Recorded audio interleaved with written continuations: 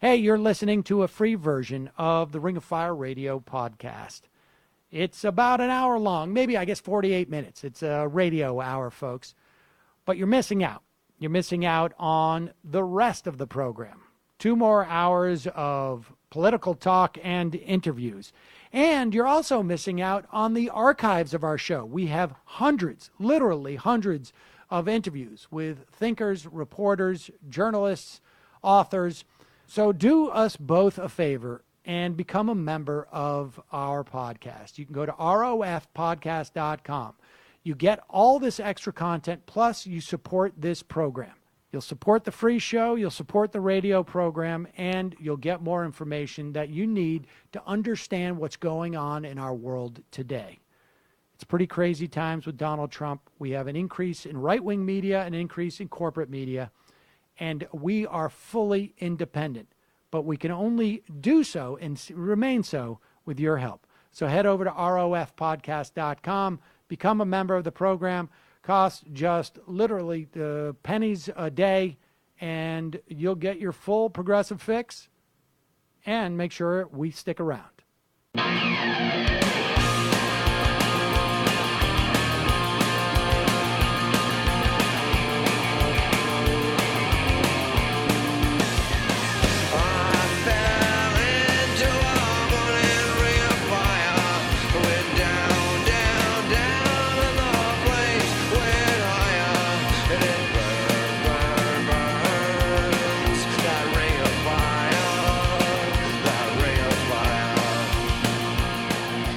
Welcome to Ring of Fire Radio. I'm Sam Seder. Today on Ring of Fire, Priscilla Alvarez from The Atlantic magazine will join us to break down President Trump's decision to end an Obama-era decision to protect 800,000 undocumented immigrants brought to this country as children.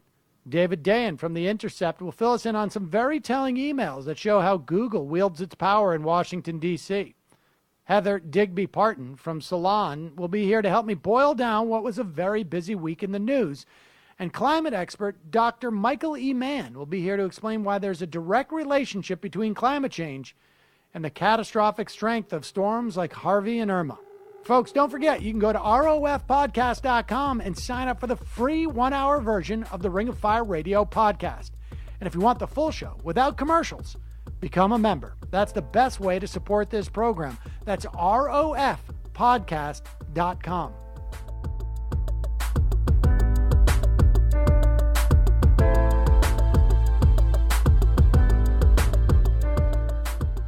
Here to help recap the week in news, Heather Parton from Salon, or as you may know her from her popular blog, Hullabaloo, Digby. So, Digby, I am back from vacation. We were off last week, missed virtually nothing in this era of Donald Trump, of course.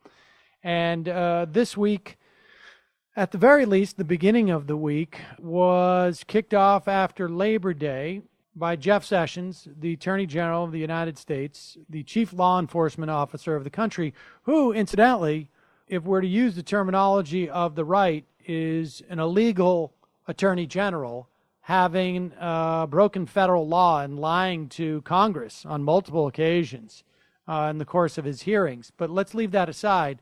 The week started off with him gleefully announcing that the Trump administration was planning to end the executive program referred to as DACA, the Deferred Action on Child Arrivals, that was instituted under the Obama administration.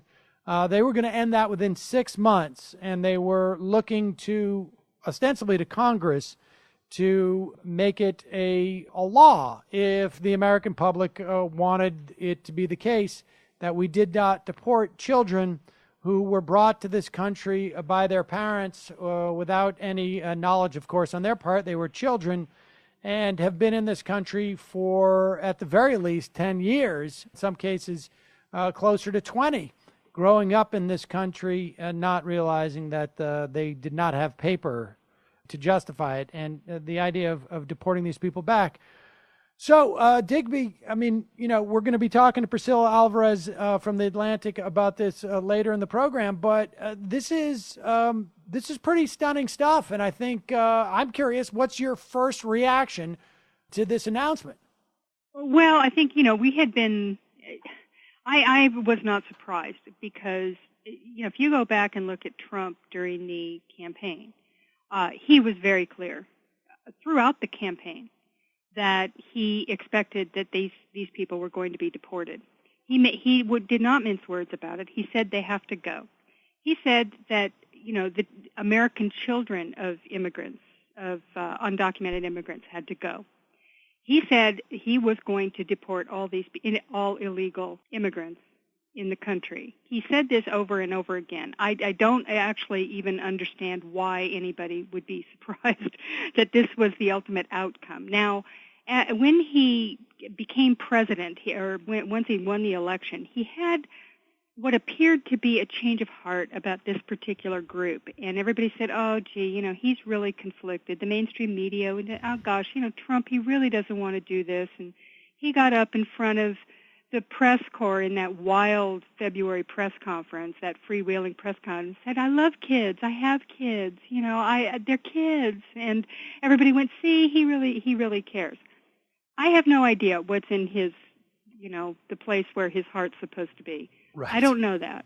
But what I do know is that at the same time that was happening, there were people who were telling him, people like Steve Bannon, who was a very close confidant at the time, was in the administration, was saying that DACA was a, quote, strategic advantage, that they could use DACA to force the Congress to do a whole bunch of other stuff that they wanted to do on immigration, which included something that Trump had not really run on. He'd kind of skirted around it, but had not really, been openly advocating, which was a major curb on legal immigration.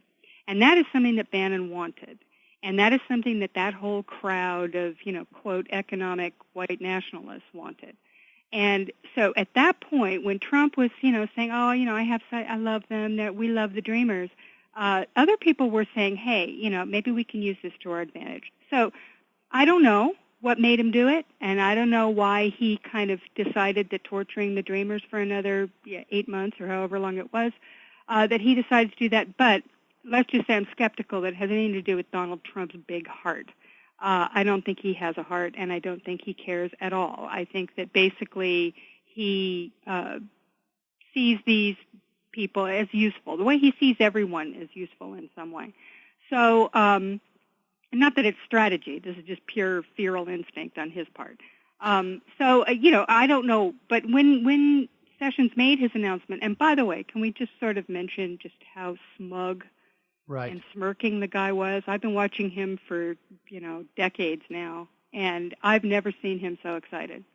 He was thrilled to make this announcement on Tuesday.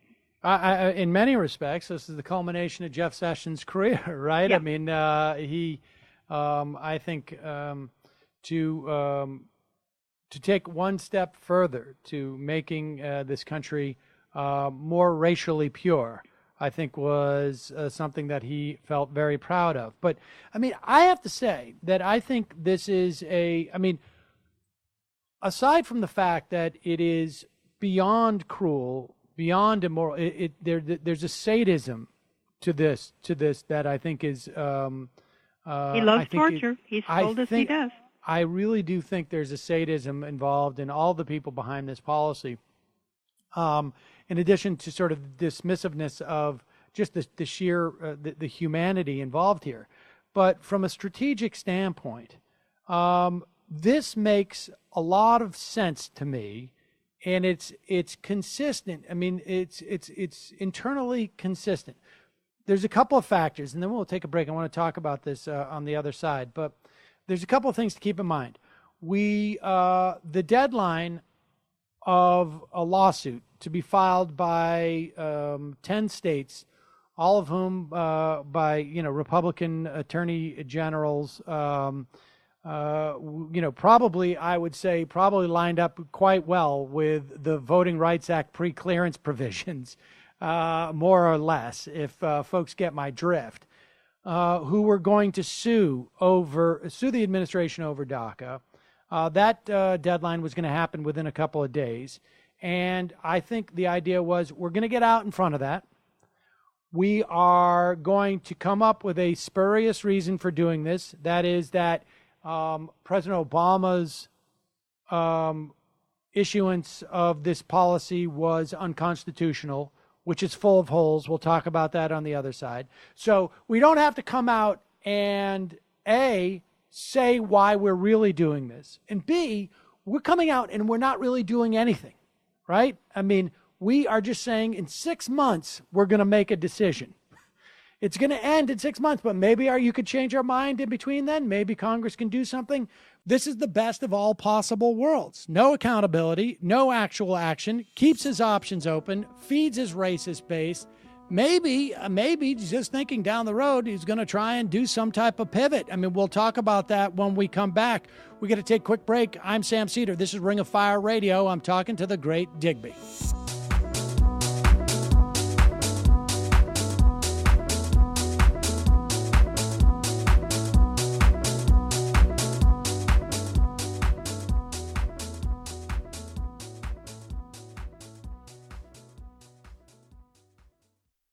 Hey, folks, on September 26th of this year, Mike Papantonio will be releasing a new book entitled Law and Vengeance.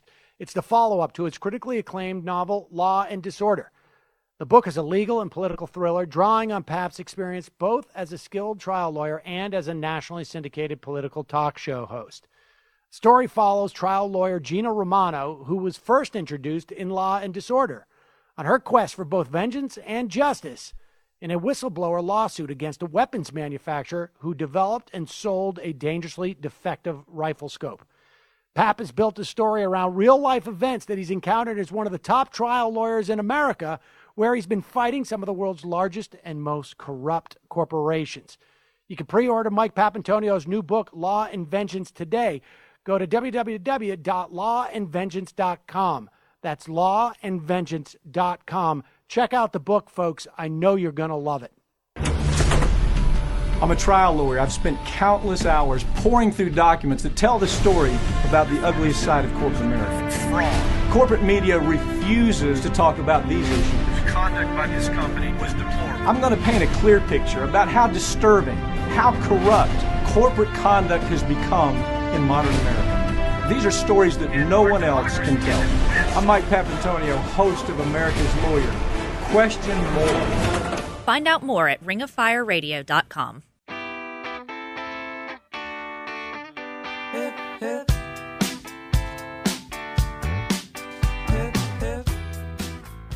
Welcome back to Ring of Fire Radio. I'm Sam Seder here with Heather Digby Parton from Salon. So, Heather, when we broke in the last segment, we were talking about, obviously, the big story of the week. That was the announcement by Jeff Sessions that the Trump administration was basically putting a clock on the executive action or the series of executive actions that we know of as DACA. And this is the deferred action on childhood arrivals. And let's just be clear on what this is. This is simply the discretionary authority of the president to say, we're going to create some priorities on who we're going to go after. We have 11 million some odd undocumented immigrants in this country. We obviously don't have the resources to go after all of them. Nobody complains when we said we're going after violent criminals first. And the Trump administration, and frankly, no one, I shouldn't say no one, but I should say those 10 attorney generals from other states who are going to sue over DACA, they have made no peep about ICE changing its set of priorities, where they are now going after a mother who's been here for 25 years, committed no crimes, as with equal fervor as they do violent criminals who are here without documents. Nobody's made a peep of that change in policy. So President Obama did that. And then once he makes that priority and says, hey, you group of people, we're not coming after you, you're here almost as a default authorized. The Attorney General, both under regulatory authority from 1981 and under statutory authority from 1986, has the ability to say, well, if people are here by default and not considered unauthorized, then we can issue them work permits. So to be clear, Jeff Sessions and Donald Trump can end this program, but to say that it's about Constitution is just a lie. So I think maybe, from Trump's perspective, this is like a big trial balloon, and it pushes the responsibility off on the Republican Congress. Well, it maybe, and one would hope that's how it's going to be interpreted. It could also be interpreted by, people like the Freedom Caucus as freedom for them to just, take no action because Trump will take credit for it, and they don't want to do it going into their election in 2018, and so there will be no congressional action. I mean, let's be clear about one thing here. It would be better to have congressional action. Because if we could codify the Dreamers into law as being legal residents of the United States, preferably with some kind of path to citizenship, although I think asking that of a Republican Congress is probably more than we could, but at the very least, make them safe. That would be the best option as far as, giving them some security and the ability to move forward with their lives and not be living in fear that somebody's going to yank the rug out from under them. But, and I do think, people seem to believe that there is no, that because the public opinion, which is 80+% of American citizens, voters, including many Trump voters, say that they support the Dreamers and they want them to be able to, live in peace in the United States. Now, the thing is, when you look back into the last decade or so, when this issue really came to the fore, and there are many reasons, it's very interesting. There's a great article at Vox by Dara Lind about how we got to this situation. The Dream kids are a unique situation. I won't go into the details because it's very complicated over how the legal situation changed over the last couple of decades to create this particular group of people who are in a particular situation. And in fact, it goes back many decades, more to the 50s, when the American migration back and forth between Mexico and the United States changed due to our growing paranoia, xenophobia and paranoia about it, and it created this situation where you have this group of people who had no choice in the matter, who are now stuck in this limbo. So anyway, I recommend people read that article, Dara Lind at Vox. But in any case, what we're stuck with, and we should just say, just the too long don't read version of that is that we used to have migrant workers who felt comfortable going back and forth across the border because they could get back in, and so family affiliation, there wasn't such a do or die mentality. Right. And so people would actually, go back and forth a little bit. Right. And it was normal. I mean, people have been migrating following the seasons for, millennia in this particular group. And the United States always recognized that the southern border was different as far as immigration was concerned because people came and they went. They didn't, they weren't sort of stuck here if you got here and then it was terribly dangerous to leave. And for these people, these Dream kids, of course, leaving meant they couldn't come back to their home. So they've never been to places like Mexico or Honduras or wherever their parents came from. They've never even been there because they knew that if they left, they couldn't come back to their own country. So they have even less affiliation than previous generations had with the, their country of origin. So in any case, the point is that we're dealing with a situation here that I think, even though this is a unique situation, even though this is a problem that absolutely has a very elegant and easy solution, which is to legalize the Dream kids, they've tried for the past decade. They tried. There was the DREAM Act, there was comprehensive immigration reform, and every time public opinion was behind it, every time there was a tremendous push, even among Republicans, to pass it, and they could not get it done. So I wish I felt, more strongly that this particular push, with the help of President Trump, whatever that means, will actually push this through Congress, but I'm not so sure. Yeah, I'm not even clear. And we should make it clear that help from President Trump is simply that he's putting the sort of Damocles over the Republicans' heads. It's though some of them, I think, and maybe, I don't know, this is something, let's talk about this a little bit more in the next hour. Some of them may find it just more comfortable walking around without their heads, to extend a metaphor. But we got to take a break. Heather, if you'll join me in the next hour, we'll talk a little bit more about this and other news from the week. I'm Sam Seder. This is Ring of Fire Radio. We're going to take a quick break. We'll be right back with more. Just ahead, how climate change is causing the increase and intensity of storms like Harvey and Irma. I'm Sam Seder. We'll be right back with Professor Michael E. Mann.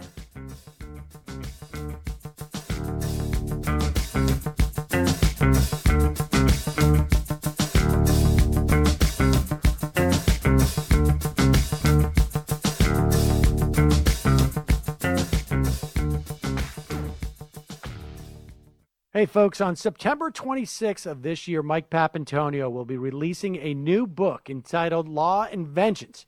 It's the follow-up to his critically acclaimed novel, Law and Disorder. The book is a legal and political thriller drawing on Pap's experience both as a skilled trial lawyer and as a nationally syndicated political talk show host.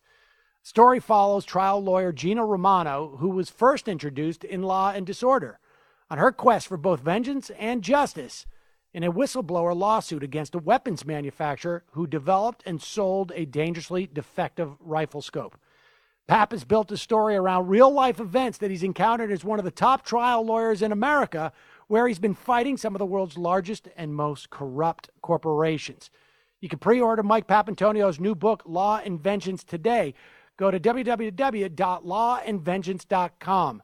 That's lawandvengeance.com. Check out the book, folks. I know you're going to love it. Folks, the Ring of Fire is sponsored by JustCoffee.coop. That's JustCoffee.coop. If you like fair trade, delicious coffee, tea, or chocolate, head over to JustCoffee.coop. Use the coupon code MAJORITY and get 10% off. There's free shipping. You have no reason not to get this great coffee. It's a great outfit in Madison, Wisconsin, which supported the protests there. JustCoffee.coop. I'm a trial lawyer. I've spent countless hours poring through documents that tell the story about the ugliest side of corporate America. Corporate media refuses to talk about these issues. The conduct by this company was deplorable. I'm going to paint a clear picture about how disturbing, how corrupt corporate conduct has become in modern America. These are stories that no one else can tell. I'm Mike Papantonio, host of America's Lawyer. Question more.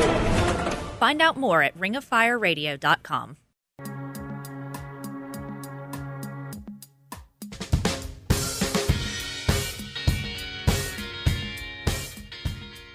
Welcome back to Ring of Fire Radio. I'm Sam Seder.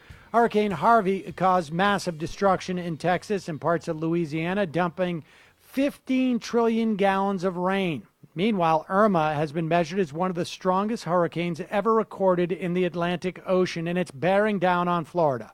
Here to explain how there's a direct correlation between the intensity of these storms and climate change. He's climate professor and author of the book, The Madhouse Effect, How Climate Change Denial is Threatening Our Planet, Destroying Our Politics, and Driving Us Crazy, Michael E. Mann. So, Michael, we will hear a lot of, we hear a lot of this just in the wake of Harvey. We will hear it in regards to Irma, that people are taking the opportunity of politicizing. And, there's a lot to talk about in terms of the response and in terms of what was done to mitigate what happened in Houston and in Texas as a function of Harvey. But people interpret this as having to do with global warming because of an agenda. Will you please explain to us, to what extent can we talk about climate change in regard to causality and to the implications of Harvey? Sure. So, I think there's an effort by some to try to stop that conversation before it begins, to sort of set the rules in such a way that scientists are afraid to talk about the the context for the storm provided by climate change. And unfortunately, you see the same sort of thing when we have a very unfortunate mass shooting where obviously the issue of gun control is relevant to the topic, but you'll have the NRA come out and say, oh, let's not politicize this by talking about gun control, when in fact that is, the lack of common sense gun laws is part of the reason for the tragedy. It's sort of analogous here, where climate change deniers, fossil fuel interests, and the front groups that advocate for them don't want the public to start to connect the dots, that the increased damage and destruction we're seeing with these storms is related to the fact that we're warming the planet, we're warming the oceans, there's more energy in these storms, there's a worse storm surge because of sea level rise. There are some who find it very inconvenient for the public to connect those dots. And so that's why, in my view, it's essential that we do that. And we do that in a way that is respectful of the tragedy that is unfolding. And, many of us have friends and family who are in Texas and Florida. And obviously, we feel tremendously for the folks that are suffering the impacts of these storms.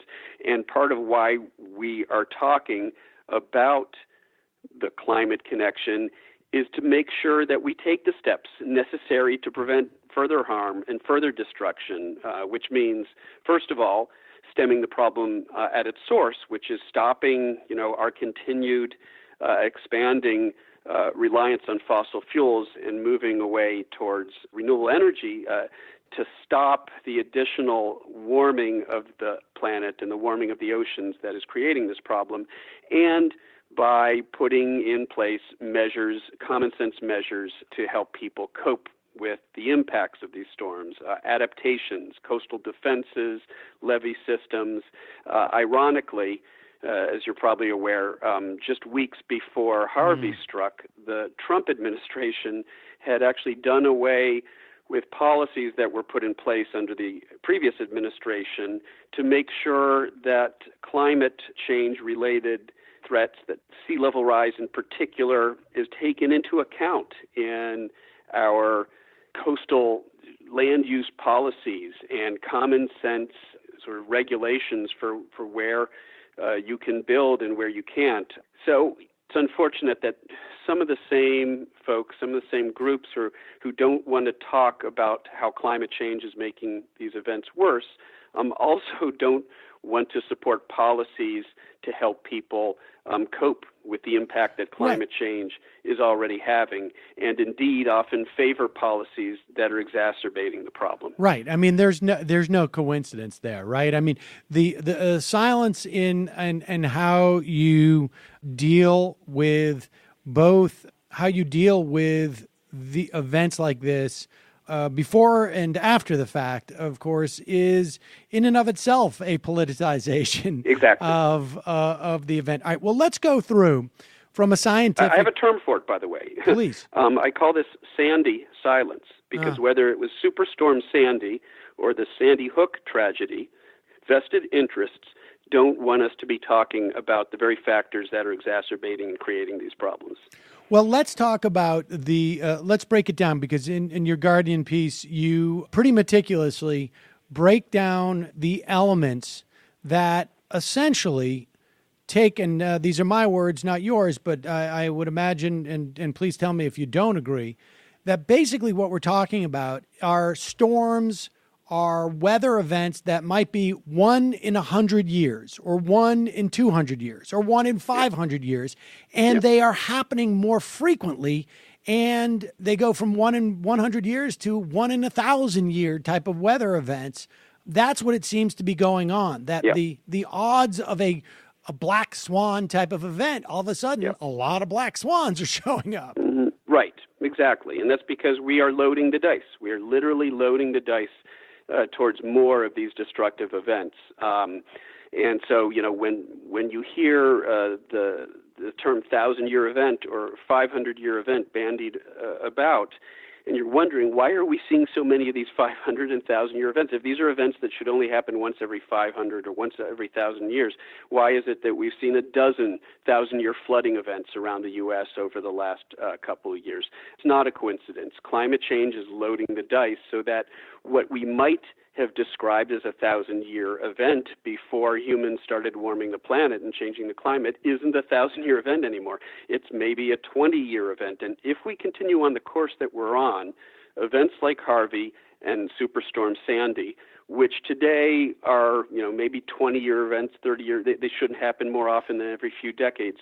They will become interannual events. We will see a Sandy or a Harvey every couple of years or every other year if we continue on this course of continuing to burn fossil fuels and warm the planet. So it's really up to us. Do we want to continue on that course and basically create an environment, an atmosphere where we will ultimately have to retreat from our coastlines? We just won't be able to build coastal defenses that can deal with a Harvey or Sandy-like landfalling hurricane every other year. There's just no adaptive measures that we could take to deal with that kind of threat to our coastlines. And then we're talking about something even more expensive. We're literally talking about relocating the major coastal cities of the world and more than 1 billion people. And I want to talk about that issue of sustainability in the next segment. Let's take a break. And when we come back, I want to go through those elements where you can look at as a scientist and say, this is attributable to climate change and it has this type of impact on a certain element of a 1 in 100 year, 1 in 200 year event that makes it so unique and so uniquely destructive as well as lethal. We've got to take a quick break. I'm talking to Professor Michael E. Mann, author of a piece in The Guardian. It's a fact, climate change made Hurricane Harvey more deadly. We'll be right back on Ring of Fire Radio in just a moment.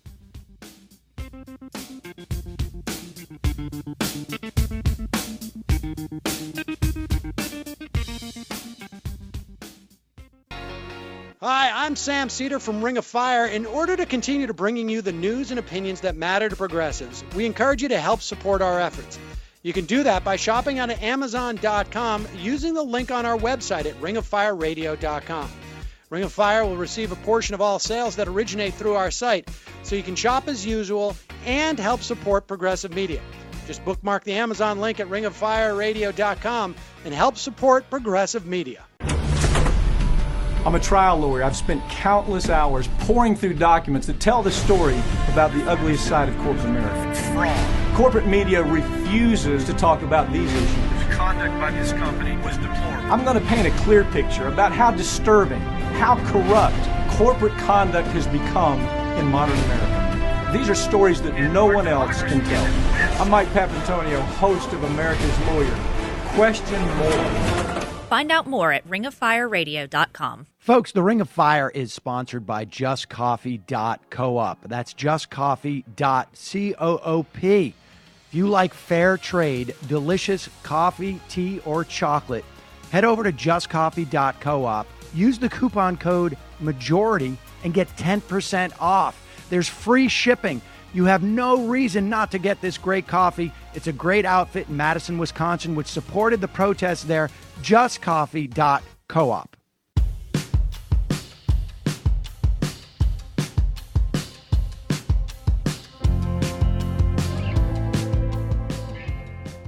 We're back on Ring of Fire Radio. I'm Sam Seder. Right now I'm talking with climate expert and author of the book, The Madhouse Effect, How Climate Change Denial is Threatening Our Planet, Destroying Our Politics, and Driving Us Crazy, Michael E. Mann. Michael, in the last segment, you basically walked us through this dynamic of how rare events, rare climate events, rare weather, essentially, rare storms, what it means to live in an era where climate change is affecting our weather so much, where you have events that are normally 1 in 100 end up being 1 in 2 years. And you talked about this concept of essentially loading the dice, and that's what we're dealing with. What factors, I mean, when we look at something like Hurricane Harvey, and we put aside for a moment, and we should say, and I want to talk about this in a bit, that the taking measures that would mitigate, to the extent that it's humanly possible, what we saw in Houston were also ignored by officials who refused to believe the reality of climate change and saw this as some type of agenda. I mean, we've seen this in county districts when they were dealing with flooding mitigation. Yep. But in terms of the actual storm, let's talk about the different elements that make this storm more potent and more dangerous, starting with sea level rise. Sure. So, I mean, sea level rise is a given. There's no debate. We have caused sea levels to rise over the past century because of the burning of fossil fuels and the warming of the planet. And the amount of sea level rise that any particular coastal region has seen is variable because there are geological factors that come into play. Changing ocean currents can cause certain coastlines to see higher sea level rise than other coastlines. So, for example, off the coast of New York City, off Battery Park, there's been nearly a foot of global sea level rise resulting from climate change over the past century and a half. And that meant that a foot, literally a foot of that 14-foot storm surge at Battery Park was due to global sea level rise. In the case of Houston and sea level rise along the Gulf Coast, it's more like half a foot. We can say that that storm surge was a half a foot higher than it would have been. And if that sounds like a small amount, we're actually talking about many square miles of additional flooding and millions of dollars of additional destruction just from a half a foot of global sea level rise, because that just means that the storm surge, the flooding, coastal flooding penetrates that much more into the city. Houston is essentially at sea level. In fact, it is subsiding. So adding to the fact that sea level is rising from climate change is the fact that Houston is literally sinking, and that is in part because of oil extraction. So there's obviously an irony there. The very same extraction and exploitation of fossil fuels that is literally causing Houston to sink is also responsible for the climate change that is leading to greater sea level, rise and more greater storm surges. And so that isn't up for debate. Also Talked about not the up sea surface temperatures. Yeah. So that also is not up for debate. We know that sea surface temperatures have increased by more than a degree Fahrenheit in that region of the Gulf where the storm strengthened and as it neared Houston. And those higher ocean surface temperatures mean that there was more moisture in the atmosphere. It's one of the simplest relationships that we have in atmospheric science. It's got a name, the Clausius-Clapeyron equation. And it basically tells you that for each degree Fahrenheit of warming of ocean surface temperatures, you're going to have about 3 to 4% more moisture in the air. And that means the potential for 3 to 4% more rainfall. So here we're talking about nearly 1.5 degrees Fahrenheit, nearly 2 degrees Fahrenheit of warming since pre-industrial time in that region, around 7% more moisture in the atmosphere. That means more rainfall, more flooding. And that's a lower limit because there are so-called positive feedbacks. There are amplifying factors that mean that, well, actually, if you have more moisture in the storm, then there's more energy, and there's more energy to make a stronger storm, and a stronger storm is going to give you more rainfall and a larger region of rainfall. So that's a minimum. Some scientists argue that that storm may have carried, as much as 30% more moisture because of human-caused climate change. Wow. So there's some debate about how strong that effect is, but at a very minimum, just basic thermodynamics, basic physics tells us there was more moisture in that storm and more rainfall because of it, because of those warmer ocean temperatures. And you write that not only the surface waters are becoming a higher temperature, but there is that deeper waters are also getting warmer, which basically means that process is accelerated and is harder to sort of reverse, I guess. Yeah, that's exactly right. So, one of the things about global warming is that a lot of that heat, in fact, the majority of the heating of the Earth system is going into the oceans, going into warming the oceans, and not just at the surface, but that warmth is penetrating down into the deep ocean. So it's warming the entire layer of water beneath the ocean surface. And one of the dampening mechanisms, one of the ways that hurricanes and tropical storms sow the seeds of their own destruction is their winds, their strong winds, mix up the ocean, and they churn waters from beneath the surface, bringing the typically colder waters to the surface. So those strong winds churning up the upper ocean, bringing cold water to the surface, and then that cold water is a damper on the hurricane, and it slows down the winds. It's what we sometimes call a negative feedback. It's a mitigating effect. Now, as the subsurface of the oceans continues to warm, we're actually sort of taking away that natural dampening effect that Mother Nature has at her disposal to weaken these storms. We're taking that away, and that means that these storms can persist and intensify for longer periods of time, and we certainly saw that in the case of Harvey. That's especially relevant to storms that move slowly because they're staying in the same place, but if they're not bringing cold water to the surface, then you lose that dampening effect. And in the case of Harvey, of course, it is a storm that sort of stayed in place and moved very slowly, and that's part of why there was so much flooding. And like I said, you talk about prevailing winds and a couple other elements that may be a little bit more tenuous, but could potentially be relevant. But we just have about a minute and a half left.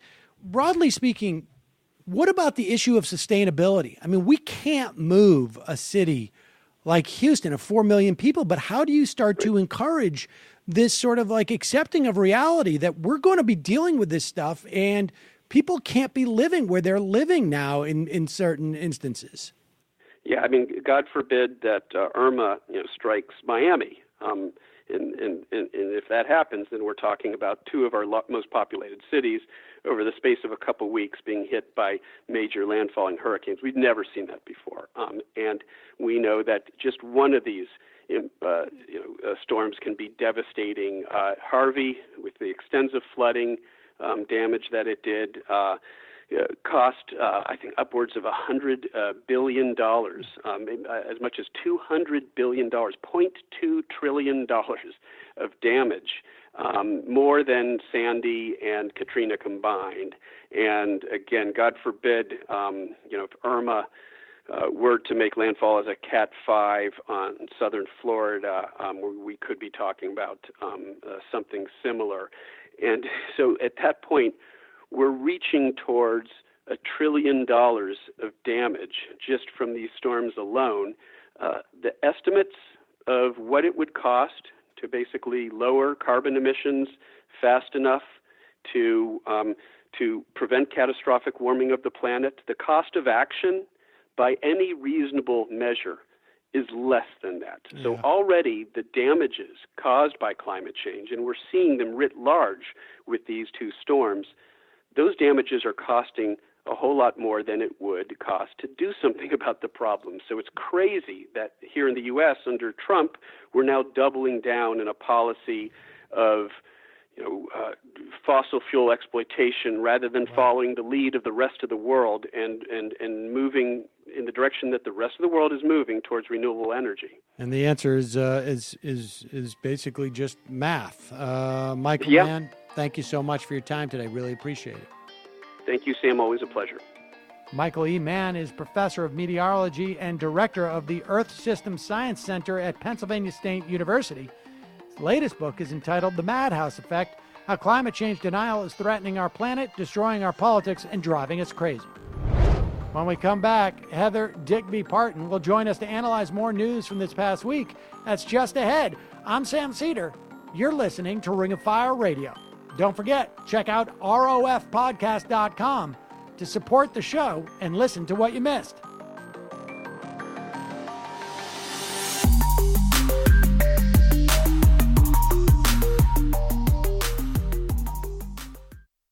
Hey folks, on September 26th of this year, Mike Papantonio will be releasing a new book entitled Law and Vengeance. It's the follow-up to his critically acclaimed novel, Law and Disorder. The book is a legal and political thriller drawing on Pap's experience both as a skilled trial lawyer and as a nationally syndicated political talk show host. The story follows trial lawyer Gina Romano, who was first introduced in Law and Disorder, on her quest for both vengeance and justice in a whistleblower lawsuit against a weapons manufacturer who developed and sold a dangerously defective rifle scope. Pap has built a story around real-life events that he's encountered as one of the top trial lawyers in America, where he's been fighting some of the world's largest and most corrupt corporations. You can pre-order Mike Papantonio's new book, Law and Vengeance, today. Go to www.lawandvengeance.com. That's lawandvengeance.com. Check out the book, folks. I know you're going to love it.